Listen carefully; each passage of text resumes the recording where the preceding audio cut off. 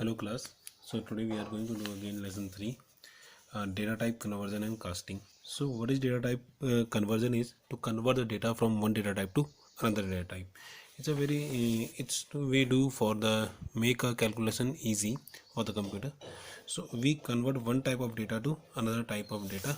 So convert करने का जो तरीका होता है, if x is a double type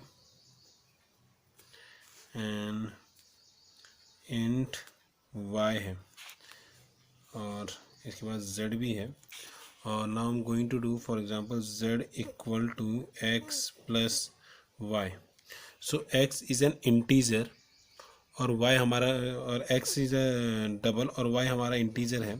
सो इन दोनों का कैलकुलेशन होने में थोड़ी प्रॉब्लम आ सकती है. सो मैं इसको डबल में कन्वर्ट करता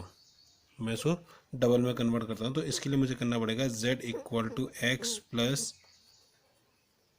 डबल y. सो ये जो कन्वर्जन होता है it's a temporary conversion, not a permanent conversion. Only for this calculation the y is converted to the double. मैं कहीं और यूज करूँगा तो y is only a integer. So इसके बाद आता है Java automatic conversion. Java automatic conversion का मैं आपको एग्जांपल देता हूँ. Java automatic conversion Java automatic ही कन्वर्ट कर देता है किसी वैल्यू को. नाउ फॉर एग्जांपल कि मैंने बोला कि इंट x इक्वल टू 5 है और डबल y इक्वल टू मैंने x दे दिया कि डबल y की वैल्यू कितनी है, x है. तो यहाँ पे जो ये 5 है ये तो इंटीजर है x, but in this one when I put x inside the y is going to be convert in the double. तो ये कैसे हो जाएगा, इन y की वैल्यू जो हो जाएगी वो हो जाएगी 5.0. x इज इंटीजर ओनली, यहाँ पे x चेंज नहीं होगा बट द x की the value goes to the y is automatically change to the double. ये अपने आप ही डबल बन जाएगी by putting a decimal point and 0 at the end. So ये हमारा डेसिमल नंबर बन गया. So here is a table. Keep one thing in your mind also कि when the conversion is going on तो conversion हमेशा छोटे से बड़े के लिए ही होगा. कोई बड़ी वैल्यू छोटे वैल्यू में कन्वर्ट नहीं हो सकती. लाइक डबल को means like y equal to 5.0 double है और मैं इसको x के अंदर नहीं डाल सकता. इंट अगर x इक्वल टू मैं y करूँगा तो ये एरर आएगा, इट्स एन एरर. तो ये ऐसा हो नहीं सकता है क्योंकि इसका जो डेटा एक तो स्टोरेज टाइप मैंने आपको बताया था ये 64 बिट होता है, 32 बिट होता है इंटीजर का. तो एक तो स्टोरेज में प्रॉब्लम आ जाएगा. ये इसलिए इसको करते नहीं है. जब मैं x इक्वल टू वाई करना चाहूँगा where y is a double value and x is an integer then y will not the value of y cannot go inside the x, so it shows an error. इसके बाद उन्होंने एक table दे रखी है जिसको मैं कौन से डेटा आपको किस में कन्वर्ट कर सकता हूँ. जैसे बाइट हो गया, मैं उसका शॉर्ट, कैर, इंट, लॉन्ग, फ्लोट, डबल. तो मैं जो छोटा होगा उसको बड़े में कन्वर्ट कर सकता हूँ, लेकिन जो बड़ा डेटा टाइप होगा मैं उसको छोटे में कन्वर्ट नहीं कर सकता. लाइक शॉर्ट है तो इंट हो जाएगा, लॉन्ग हो जाएगा, फ्लोट हो जाएगा, डबल हो जाएगा. कैर हो गया तो कैर जो मेरा हो गया वो इंट, लॉन्ग, फ्लोट, डबल में उसे कर सकता हूँ. इंट हो गया उसे लॉन्ग, फ्लोट और केवल डबल में कन्वर्ट कर सकता हूँ. जो लॉन्ग होगा उसको फ्लोट और डबल में कन्वर्ट कर सकता हूँ. जो फ्लोट होगा उसे डबल में कन्वर्ट कर सकता हूँ. सो डबल जो है हमारा वो एंड होता है तो डबल को मैं किसी और में कन्वर्ट नहीं कर सकता. ओके. ना इसके बाद आता है इम्प्लिसिट कास्टिंग. इम्प्लिसिट कास्टिंग क्या होता है, जब मैं किसी छोटे डेटा टाइप को यानी कि जिसका साइज छोटा है, जैसे इंटीजर को अगर मैं डबल में कन्वर्ट कर रहा हूँ, जैसे मैंने यहाँ पे करा था, इंटीजर को मैंने डबल में करा था, तो इसको मैं बोलता हूँ इम्प्लिसिट कास्टिंग. जब छोटा डेटा टाइप बड़े डेटा टाइप में कन्वर्ट हो रहा हो. इसका एग्जाम्पल यही है, सेम इंट एक्स और मैंने उसको डबल में डालने की कोशिश कर रहा हूँ, तो ये हो जाएगा इम्प्लिसिट. एक्सप्लिसिट कास्टिंग इसके बाद आता है. एक्सप्लिसिट कास्टिंग होता है जैसे कि मैं इसको कन्वर्ट नहीं कर पाऊंगा कि मैं y की वैल्यू को इसमें नहीं डाल सकता, तो ये एक्सप्लिसिट कास्टिंग होगी, इसमें होगा ही नहीं. Explicit casting data type higher size can not be assign to the data type in a lower size. तो वो लोअर साइज में जा ही नहीं सकता है, तो वो एक्सप्लिसिट कास्टिंग हो जाएगा. लेकिन जो मैंने कहा था इसमें एक चीज़ हो सकती है कि मैं अगर ऐसा कर रहा हूँ, इसमें ऐसा कर सकते हैं कि मान लीजिए अगर यहाँ पे मैंने ले रखा है जैसे डबल था 5.0,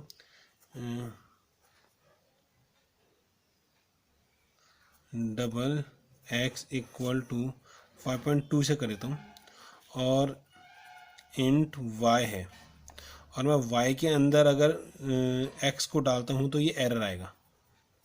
बट इसको डालना, अगर मुझे इसके अंदर डालना है, अगर मैं करता हूँ y equal to double x कर देता हूँ, अगर मैं इसको, देन y के अंदर सिर्फ क्या जाएगा, 5 जाएगा, 0.2 की वैल्यू हट जाएगी, केवल क्या जाएगा, 5 जाएगा, 0.2 हट जाएगा, ये केवल इंटीजर वैल्यू को लेगा। ओके, सो इसके लिए you have to go to your book page number 59। यहाँ पे एक प्रोग्राम दे रखा है जिसमें क्लास का नाम है class type, public static void main है, int days equal to 40, days हमें 40 दे रखा है जो कि एक इंटीजर है। इसके बाद फ्लोट, और 3 फ्लोट टाइप है, एक प्रिंसिपल हो गया, एक रेट ऑफ इंटरेस्ट हो गया, और एक डेली इंटरेस्ट हो गया। सो इंटरेस्ट रेट हमें दे रखा है, डेली इंटरेस्ट हमें दे रखा है, और प्रिंसिपल जो हमारा फ्लोट टाइप है, और वो हमारा नाउ जब हम इंटीजर और डेसिमल को आपस में कैलकुलेट करते हैं तो उनमें प्रॉब्लम आती है, तो प्रॉब्लम एरर देता है, कई बार वैल्यू सही नहीं देता है, तो इसके लिए हमें क्या करना पड़ता है, दोनों को एक तरह का बनाना पड़ता है। सो डबल, क्योंकि एक बड़ा डेटा टाइप है वो इंटीजर में कन्वर्ट हो नहीं सकता, इसलिए मैं इंटीजर को डबल में कन्वर्ट कर देता हूँ। तो कन्वर्ट करने का तरीका सिंपल है, जैसे मैंने यहाँ पे इसको करा था कि जैसे इसने कर रखा है इस प्रोग्राम में, मैं इसी प्रोग्राम की वैल्यू ले रहा हूँ। अगर आप इसमें float principal equal to float की वैल्यू दे रखी है 3000 एज अ डबल वैल्यू, और इंटरेस्ट रेट फ्लोट 0. इसने यहाँ पे फ्लोट इसलिए लगाया है केवल बताने के लिए कि अगर ये कोई इंटीजर वैल्यू है, यहाँ पे अगर 0.0 नहीं है तो ये फ्लोट वैल्यू है वो, ठीक है ना। अब मैं जब इसको कैलकुलेट करूँगा किसी तरीके से निकालने के लिए, इन्होंने निकाल रखा है डेली इंटरेस्ट, इन्होंने कर रखा है डेली इंटरेस्ट इक्वल टू, क्या कर रखा है, डेली इंटरेस्ट इक्वल टू इन्होंने कर दिया है इंटरेस्ट रेट अपॉन 365 का। नाउ 365 है इंटीजर नंबर, तो इन्होंने इसको क्या कर लिया, एज अ फ्लोट लिखवा दिया, एज अ फ्लोट ही आ गया। तो इसको 365 को मैंने कन्वर्ट कर दिया, जैसे यहाँ पे डेज है 40, इसके साथ भी एक कन्वर्जन कर रहे हैं, तो इसके साथ कन्वर्ट करने के लिए फिर मुझे डेज को क्या करना पड़ेगा, डबल में मुझे इसे कन्वर्ट करना पड़ेगा, या फ्लोट में मुझे इसे कन्वर्ट करना पड़ेगा। मैं यहाँ पे फ्लोट कर सकता हूँ, यहाँ पे डबल भी मैं लिख सकता हूँ। फ्लोट का डेटा टाइप छोटा होता है, फ्लोट की जो डेसिमल वैल्यू होती है वो इंटीजर में कन्वर्ट कुछ इसलिए भी नहीं हो सकती क्योंकि जो इंटीजर होता है वो डेसिमल पार्ट को स्टोर तो करेगा नहीं, इसलिए उसकी जो वैल्यू होगी वो गड़बड़ हो जाएगी, इसलिए वो उसको कन्वर्ट नहीं करता। नाउ इसी तरह से हम इसको करेंगे। इसके बाद आता है order of precedence. Order of precedence में आता है, आपने बोर्ड मास करा है मैथ में, कि कौन सा ऑपरेटर हम पहले यूज़ करेंगे। लाइक ये इन्होंने देखा है x इक्वल टू 5 + 3 × 2, तो इसका जो आंसर आएगा पहले मल्टीप्लाई हो जाएगा, x equal to 5 + 3/2 is 6 and x equal to 11। Okay, so इसका आंसर कुछ इस तरह से आएगा। और इसका आंसर का जो मैंने लिखा था x इक्वल टू 5 + 3 × 2, ऐसे नहीं होगा, ये ऐसे नहीं होगा कि x इक्वल टू आपने पहले कर दिया 8 फिर × 2 करके x इक्वल टू आप 16 आए, तो 16 इसका आंसर क्या है, गलत है। इसका जो आंसर है वो है 11। ये इस पेज में एक टेबल है that Java operator precedence with associative है, कि पोस्ट फिक्स जो होता है वो लेफ़्ट टू राइट होता है, यानी कि पहले लेफ़्ट की वैल्यू होगी फिर राइट में जो ऑपरेटर है वो यूज़ करेंगे। प्रीफिक्स में जो राइट टू लेफ़्ट होगा पहले ऑपरेटर यूज़ हो जाता है, फिर वो फिर डेटा टाइप में वेरिएबल के पास जाता है, और उसके बाद है एडिशन मल्टीप्लिकेशन, सारे के सारे लेफ़्ट टू राइट होते हैं। इसके अलावा सारे लेफ़्ट टू राइट होते हैं, कोई राइट टू लेफ़्ट नहीं होता है except that question mark, ternary operator इन्हें कहते हैं। टेरनरी ऑपरेटर हो गया जो मैंने आपको बताया था कि कोई कंडीशन है, कंडीशन के बाद ये लगा के पहला स्टेटमेंट और दूसरा स्टेटमेंट, ये है। तो टेरनरी ऑपरेटर में पहले ये रीड होगा, फिर ये ऑपरेटर में जाएगा, फिर ये इसको देखेगा, फिर इसके बाद इसको देखेगा। टेरनरी ऑपरेटर में ऐसा होता है। बाकी सारे ऑपरेटर आपके लेफ्ट टू राइट होंगे। अगर x + y है तो y पहले y होगा, फिर वो x के पास जाएगा, तो वैल्यू लेफ्ट टू राइट आती है। ओके, सो ये हमेशा इस साइड से चलना शुरू होगा। और जो ऑपरेटर ऑफ प्रेसिडेंस है, हमेशा ऑपरेटर ऑफ प्रेसिडेंस में यही देखा जाएगा कि कौन सा वैल्यू का बॉड मास किस तरह से काम कर रहा है, उसी तरह से इसमें चलेंगे। इसके बाद इसमें है इनपुट एंड आउटपुट। सो आपका जो इनपुट एंड आउटपुट होता है वो कम्प्लीटली आपका डिपेंड करता है कि आपकी क्लासेस पे। सो ये प्रीडिफाइंड क्लासेस होती हैं। इसमें लिखा हुआ है Java IO package contain classes that assist you to perform various kind of input and output. This package is utilize when you use with the import statement. तो इम्पोर्ट स्टेटमेंट के साथ Java dot I O dot input stream, Java dot I O dot output stream, ये by default आपके हो जाते हैं, इनको आपको कॉल करने की जरूरत नहीं होता। ये Java dot I O dot reader, ये इनकी सब क्लासेस हैं। ये टू मेन रीड क्लास और राइट क्लास हैं जो कि इनके इस पर चलती हैं। कंसोल इनपुट हो गया जब आप आउटपुट के स्क्रीन पे यूजर से जब आप आउटपुट स्क्रीन में यूजर से कोई डेटा मांगते हो, एंटर द नंबर, वो कंसोल स्क्रीन होता है। उसके लिए हम क्या यूज़ करते हैं, there is a buffer reader. अभी तक हम स्कैनर यूज़ कर रहे थे। Scanner is a very easy way to do it. Then in this one there is a in your course there is a buffer reader, input stream reader. So buffer reader is a class जिसकी एक object होते हैं, जिसकी एक सब class होती है reader. So buffer reader के थ्रू हम डेटा को रीड कर सकते हैं। So buffer reader class does have a method class read line that does return the line of text as a type by the user। so जो user type करता है read line हम उसके लिए लेते हैं। जैसे स्कैनर में हम लेते थे sc डॉट नेक्स्ट इंट, हम लेते थे x equal to sc dot next int हम लेते थे। तो इसमें हम लेते हैं x इक्वल टू, हम क्या ले लेंगे, रीड लाइन ले लेंगे, हम ले लेंगे रीड लाइन। तो ये से हमारा टेक्स्ट को एक लाइन को रीड कर लेगा, जो कि कितने कैरेक्टर रीड कर सकता है, 8192। अरे काफ़ी बड़ा साइज है। सो जब हम यूजर से वैल्यू लेते हैं तो हम इसका एक ऑब्जेक्ट यूज़ करते हैं जो कि रीडर है। हम रीडर ऑब्जेक्ट को यूज़ करके हम यूजर से वैल्यू ले लेते हैं। Same as input stream reader है। Input stream is a class है टर्निंग अ बाइट स्ट्रीम, जो कि क्या करता है, जो कि टर्न करता है बाइट स्ट्रीम से कैरेक्टर स्ट्रीम में। So data read from the source input stream is convert into a character by either a default provide character converter. So जो भी डेटा लेते हैं वो इसको किस में कन्वर्ट कर देता है, कैरेक्टर में कन्वर्ट कर देता है, जो कि बाय डिफ़ॉल्ट होता है, अपने आप ही इसको कन्वर्ट कर देता है। सो ये भी एक तरीका है। जब हम इनपुट लेते हैं इट्स अप टू अस, अगर हम उसको किसी तरह का कन्वर्जन नहीं देते हैं तो बाय डिफ़ॉल्ट उसको कैरेक्टर में कन्वर्ट कर देगा। हर एक डेटा को किस में कन्वर्ट कर देगा, कैरेक्टर में कन्वर्ट कर देगा। नहीं तो जिस तरह का डेटा टाइप हमने दिया है उस तरह के डेटा टाइप में उसको रखेगा। सो यहाँ पे at last there is a, after the statement executes stdin, a character based statement is linked to a console through the system.in. The following simple steps to console based user input। पहला हो जाएगा, जब भी हम इस वाले line को चलाएंगे, बफर रीडर stdin इसका एक मेथड है। stdin हमने एक मेथड बनाया है, equal to new buffer reader, equal to new buffer reader input stream reader system dot in. ये जो हम लिखते हैं scanner S C equal to new scanner system dot in, हमने उसकी जगह ये लिखना है buffer reader stdin equal to new buffer reader new input stream reader system dot in. So इसके बाद मेरा जो सिस्टम डॉट इन है, ये तो एक मेथड हो गया जिसने इस फंक्शन को चलाना है। इसके बाद मेरा stdin जो मेरा मेथड है ये सारे काम करेगा। Use system dot in object to create input stream object. System dot in क्या करेगा, इनपुट स्ट्रीम रीडर का जो ऑब्जेक्ट होगा उसको क्रिएट करने में हेल्प करेगा। Use input stream reader object to create buffer reader object. क्योंकि एक ही लाइन में आ रखा है तो ये बफर stdin जो बना है ये कम्प्लीटली इसके साथ इसको इसने बना दिया है। जो न्यू stdin है ये बफर रीडर का एक ऑब्जेक्ट है जिसकी हेल्प किसने करी है, इनपुट स्ट्रीम रीडर ने।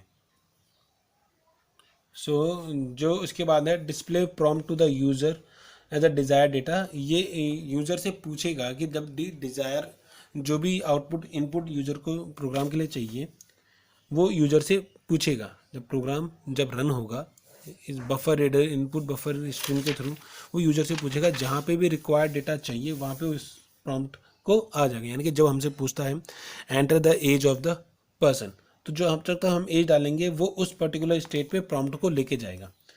Use the buffer reader object to read line of text from the user.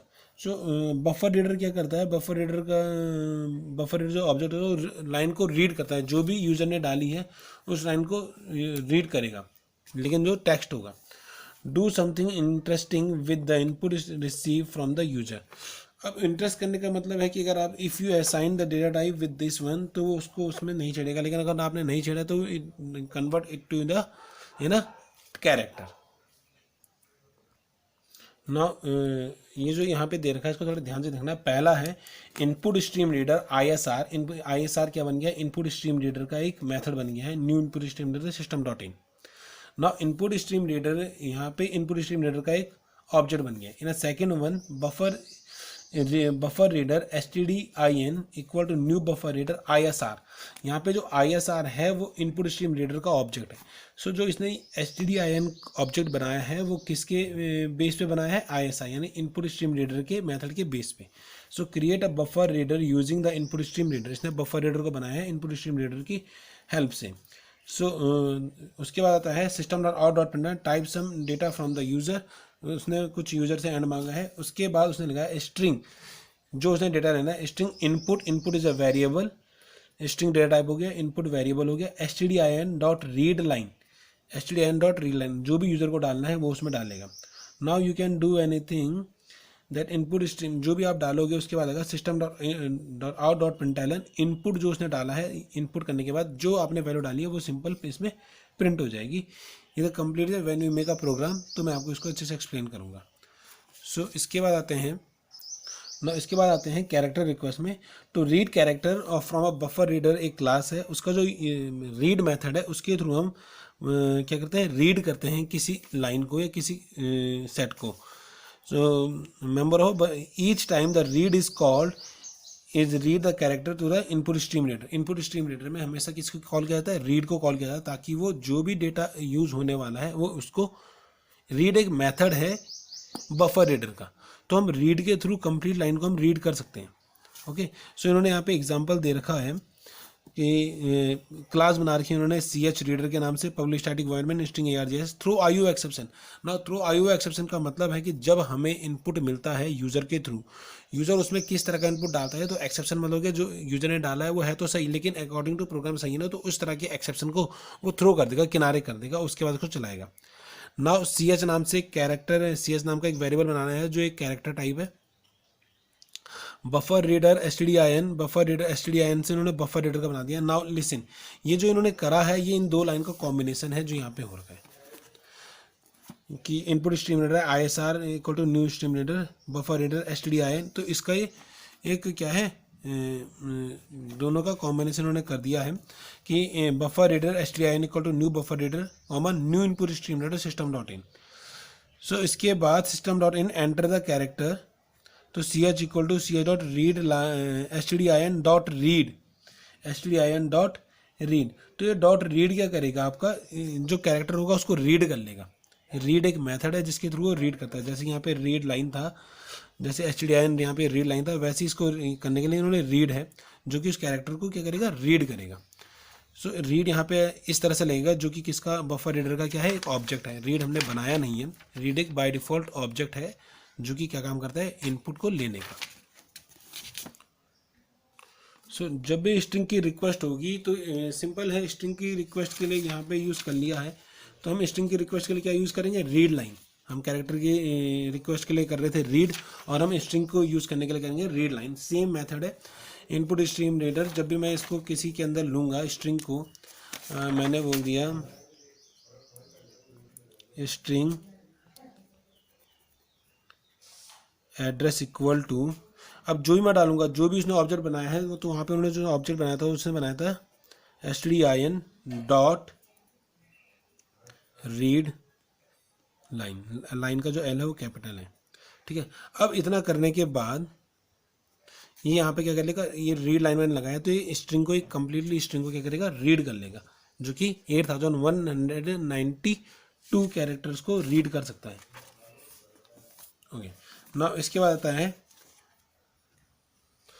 ना अब स्ट्रिंग हैंडलिंग में क्या होता है कि जैसे कि मैंने यहाँ पे बताया था कि ये जो भी डेटा लेगा उसको कैसे लेगा, ऐसे स्ट्रिंग लेगा। अगर आप उसको बताओगे नहीं कि वो किस तरह का है तो सबके सबको किस में डाल देगा, कैरेक्टर में डाल देगा। अब यहाँ पे वो स्ट्रिंग को जो हैंडल करेंगे हम किस तरह से हैंडल करेंगे कि हमें किस तरह का डेटा चाहिए, तो हम उसको उस तरह में पार्स कर देंगे। हम एक लगाते हैं पार्स, एक कीवर्ड है पार्स, हम उसको पार्स को लगाते हैं। मैं यहाँ पे सिंपल बताता हूँ, जैसे byte dot parse byte string s, जो मैंने एस के अंदर डेटा लिया है वो कैसा होना चाहिए, बाइट टाइप का होना चाहिए। तो अलग integer dot parse int string s, यानी कि स्ट्रिंग एस के अंदर मैं कोई डेटा ले रहा हूँ, स्ट्रिंग एस के अंदर मैं कोई डेटा ले रहा हूँ तो स्ट्रिंग डेटा किस में जाना चाहिए, इंटीजर डॉट पार्स इंट में जाना चाहिए, वो इंटीजर बन जाना चाहिए। तो इसको लिखने का तरीका ये है, जब भी मैं कोई डेटा लूँगा उसके थ्रू तो वो इस तरह से बनेगा। लाइक मैंने लिया है रीड करने के लिए, अभी तक तो आपने स्ट्रिंग को रीड करना सीखा, जो स्ट्रिंग को हम रीड कर रहे थे वो हम इस तरह से कर रहे थे रीड लाइन के थ्रू। String s r equal to जो उसका ऑब्जेक्ट है s t d i n, ऐसा नहीं है कि प्रीडिफाइन है, आप कुछ भी ले सकते हो, s t d i n dot, लेकिन रीड लाइन जो है कीवर्ड है, आप इसी को, लेकिन इसमें रीड लाइन है वो कीवर्ड है, आप रीड लाइन को ही हम लेंगे।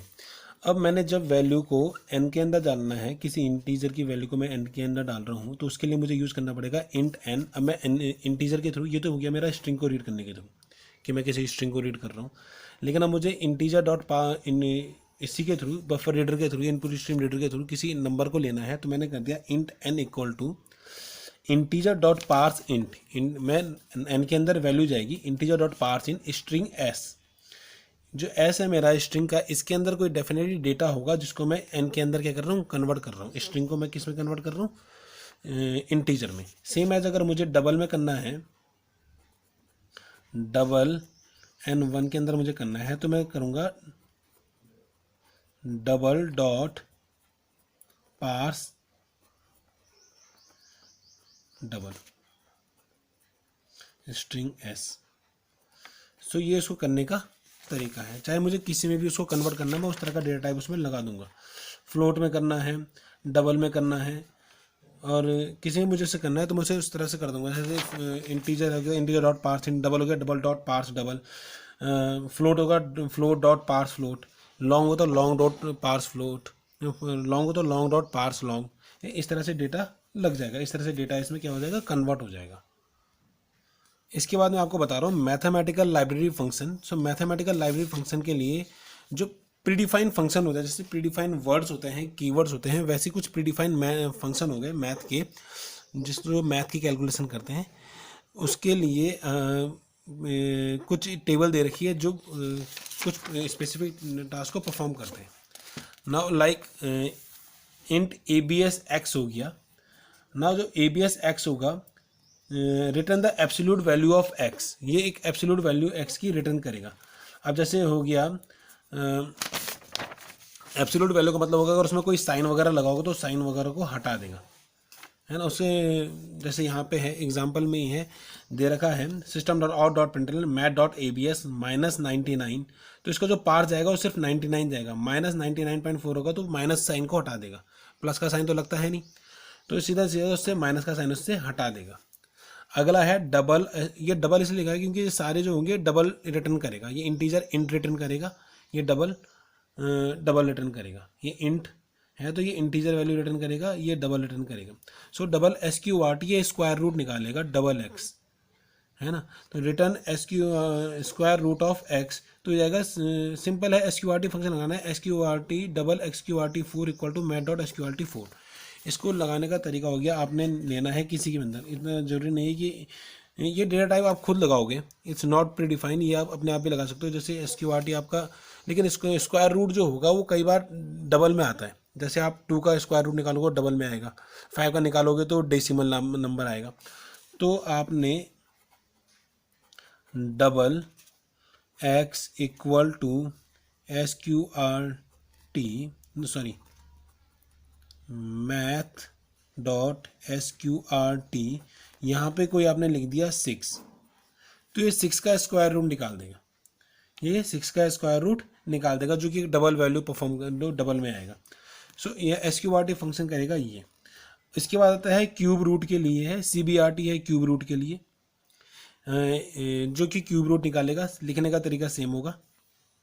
उसके बाद है डबल सैली। इसका मतलब होता है कि ये हायर वैल्यू देगा, सीलिंग इसे बोलते हैं, मैथ में होता है ये डबल सैली। अब सैली जो होगा मान लीजिए 2.5 है, तो 2.5 को अगर मैं राउंड फिगर में इसको 3 लिखता हूँ, लेकिन 2.1 अगर होगा तो अगर मैं इसका जो राउंड फिगर होना चाहिए वो 2 होना चाहिए। बट इन सैली में इसका क्या होगा मैं आपको बताता हूँ। सैली जो रिटर्न करेगा वो भी डबल टाइप है, डबल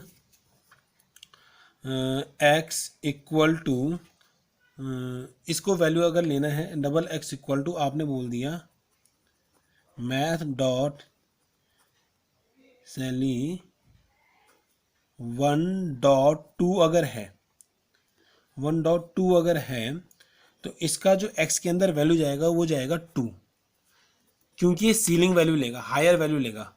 ये 2 को नहीं लेगा। अगर यहाँ पे 3 है तो भी ये 2 लेगा, क्योंकि डेसिमल में 1 के बाद 1.3 4 5 6 7 8 9 के बाद क्या वैल्यू बनेगी, 2 बनेगी। तो हायर वैल्यू लेगा, एक हायर वैल्यू ले लेगा। यही अगर फ्लोर में आता है, जैसे फ्लोर लगता है तो फ्लोर मेथड भी सेम लगेगा, मैथ डॉट फ्लोर। जो मैथ डॉट फ्लोर लगेगा उसमें लगेगा अगर 2.9 भी है तो उसका जो फ्लोर वैल्यू आएगी वो 2 आएगी, इस वाले को लेकर। लेकिन सीलिंग वैल्यू में एक वैल्यू, डेसिमल में एक वैल्यू प्लस हो जाएगी, इसमें यही वैल्यू आएगी। तो ये आ गया आपका फ्लोर। तो ये बहुत सारे आपके मेथड हैं जो कुछ ना कुछ वैल्यू रिटर्न करते हैं। एक आ गया आपका डबल, ये डबल था, ये मिसप्रिंट हो गया, double R and double x. So return the integer nearest value of x, जो उसके नियरेस्ट वैल्यू होगी वाले इंटीजर वैल्यू को रिटर्न करेगा। जितनी भी नियरेस्ट वैल्यू होगी उसकी क्या कर देगा, इंटीजर को रिटर्न कर देगा। तो सोचो ये आरेंट है, ये अगर मैं इसमें ये दो आर्ग्यूमेंट पास करेगा, ये जो इसके अंदर आर्ग्यूमेंट हो रहे हैं इनको बोलते हैं आर्ग्यूमेंट। कितने आर्ग्यूमेंट पास हो रहे हैं, इसमें एक आर्ग्यूमेंट पास हो रहा है। लेकिन जो ये है आरेंट, ये 2 आर्ग्यूमेंट पास करेगा और ये इसमें से जो बड़ी वैल्यू होगा उसको रिटर्न कर देगा। फॉर एग्जाम्पल यहाँ पे है जैसे मैथ डॉट आर इंट, अब 2 नंबर हो गए 2 और 5, इसमें से क्या रिटर्न कर देगा, या 5 को रिटर्न करेगा क्योंकि बड़ी वैल्यू है। और डेसिमल में होगा तो डेसिमल में जो डेसिमल में है 2.5 और 3.2 माइनस वाले, तो माइनस वाले में किसको रिटर्न कर देगा, जो बड़ी वैल्यू होगी, यानी कि 2.5 को। 2.5 वैल्यू ज़्यादा बड़ी होगी -3.2 से, तो ये 2.5 को यहाँ पे क्या करेगा, माइनस करेगा। ओके, तो ये आ गया। अच्छा, इसके बाद आता है इसके बाद सेम एक मेथड फंक्शन चलता है, जो मैं आर इंट लूँगा। आर इंट जो मेथड होता है ये चलता है मैक्स के साथ। अब मैं इसको बता देता हूँ। मैक्स जो आप मैक्स वैल्यू के अंदर आर्ग्यूमेंट पास कर रहे हैं, यानी कि मैथ डॉट मैक्स 5 और 6 में से कौन सा बड़ा है तो 6 को रिटर्न कर देगा। सेम एज है मैथ डॉट मिनिमम 5 और 6 में जो छोटा होगा उसको रिटर्न कर देगा। ठीक है, इसके बाद है डबल डॉट पावर। ये 2 आर्ग्यूमेंट पास करेगा, किसकी पावर कितनी चाहिए, किसकी पावर कितनी होनी चाहिए। लाइक मैथ डॉट पावर है 5,2, इसका मतलब हो गया 5 स्क्वायर क्या होगा, मैथ डॉट पावर 6,3 यानी कि 6 टू पावर 3। ओके, इसके बाद आता है डबल लॉग। ये लॉग वैल्यू, लॉगरिथम की वैल्यू रिटर्न करेगा। जो भी यहाँ पे दे रखा है एग्जांपल कि मैथ डॉट लॉग 1.0, तो 1.0 की जो भी वैल्यू होगी वो रिटर्न करेगा। लॉग 10 की जो भी वैल्यू होगी वो उसको रिटर्न कर देगा। ठीक है, इसके बाद है डबल साइन। तो ट्रिग्नोमेट्री में जो साइन की वैल्यू होगी, लाइक इसको बताता हूँ, एक्स इक्वल टू, डबल में वैल्यू आएगी x equal to math dot sine. इसके अंदर आपने लिख दिया 60, तो जो भी साइन 60 की वैल्यू होगी वो एक्स के अंदर आ जाएगी। जो भी ये साइन का दे रखा है इसमें कॉस भी आएगा, मैथ डॉट कॉस, जो भी 30 की वैल्यू होगी वो इसमें आ जाएगी। तो वैसे ही 10 है। तो इस तरह से ट्रिग्नोमेट्री के फंक्शन लग जाएंगे। ओके, उसके बाद आता है टेंजेंट, राउंड फिगर में निकाल देगा, टेंजेंट इंट राउंड ऑल्सो, जो भी वैल्यू कोई आ रही है डेसिमल वैल्यू, उसको राउंड फिगर निकाल देगा कि क्या राउंड फिगर उसका आना चाहिए। उसके बाद डबल रैंडम आ गया। डबल रैंडम जो हो गया कि आप इसमें आर्ग्यूमेंट पास करोगे, कोई सी भी रैंडम वैल्यू उठा सकता है, 0 से और 100 के बीच में कोई सी भी रैंडम वैल्यू उठा देगा। तो जो भी आप रैंडम जब लिखोगे तो आप इसमें आर्ग्यूमेंट पास करोगे, जैसे कि x equal to math dot random आपने 2,5 या 2,50 आपने करा है, तो 2 से लेके 50 के बीच में कोई सी भी रैंडम वैल्यू उठा लेगा। 3 उठा सकता है, 10 उठा सकता है, 18 उठा सकता है, तो कोई सी भी रैंडम वैल्यू ये उठाएगा। तो ये आपके हो गए मैथ के कुछ फंक्शन, जो जावा के मैथमेटिकल फंक्शन है, इनको लाइब्रेरी फंक्शन कहते हैं। तो ये यहाँ पे कुछ प्रोग्राम्स हैं, please make all these program. इन सारे प्रोग्राम्स को आपको अपनी नोटबुक में लिखना है। So write a program demonstrate the math. ये सारे प्रोग्राम वो हैं जो आपके मेथड क्लास से बन रहे हैं। So please try to make all these programs. So केवल ज़्यादा प्रोग्राम नहीं है, देर आर 1 2 3 and 4। तो ये 4 प्रोग्राम आपको इसमें बनाने हैं। So here the lesson 3 is and.